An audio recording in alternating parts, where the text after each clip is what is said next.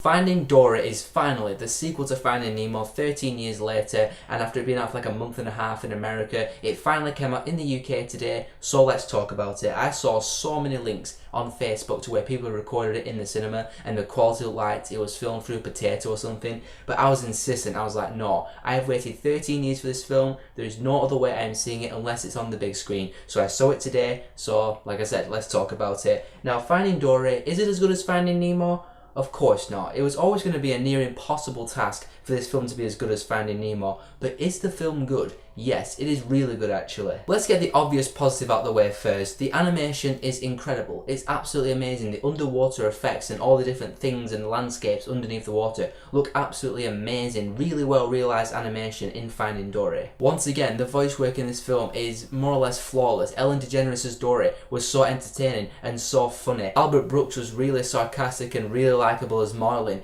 The new voice actor who plays Nemo, I don't know the actor's name, and it's a different one to Finding Nemo, and it has to be because it's 13 years later, but the biggest compliment I can give to this kid was I could not tell a difference. It sounded the exact same as the kid from the first one, so big props to that kid. Now, one concern I saw a lot of people put down in comment sections was they didn't know if Dory would work as a lead character, because the last time Pixar did a sequel that wasn't Toy Story was Cars 2, and that's when they had another supporting character as the lead character in Mate, and that did not work out very well. But I gotta say, for me, Dory worked as a main character. Her short-term memory loss in the film made for some really funny moments like in the first one, but also some touching and emotional moments as well, and it also gets you to root for her. You really get behind her quest to find her family. Every time she remembers something, you're like, oh come on, don't forget it. Don't forget it. Remember that it's important detail because you're going to find your family. Don't forget it. I like the new supporting characters as well. Hank the octopus, he was very cranky, he was very impatient,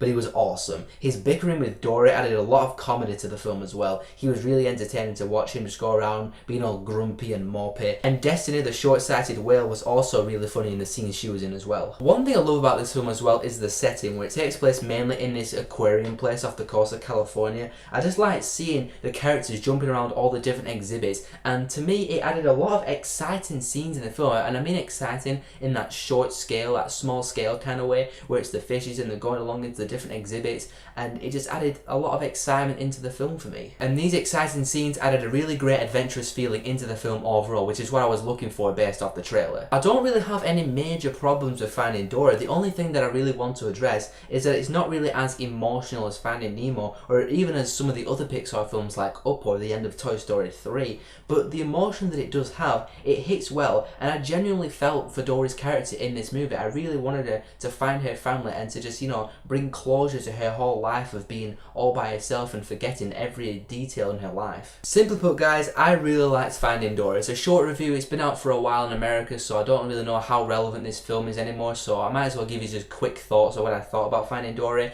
But overall I thought it had incredible animation, great voice work, well done emotion, so surprisingly exciting sequences in the aquarium, and also the last 20 minutes of this film was really awesome stuff. Classic Pixar at the end of this movie. It's obviously not as good as Finding Nemo, and it's not one of Pixar's very best films, but I still think it is a worthy sequel to Finding Nemo, and it's a really solid animated film. I'm going to give it a 4 out of 5. If you're watching this video, I know you've seen Finding Dory, so tell me in the comments below what you thought about it. Thanks for watching guys, and I'll see you all in the next video.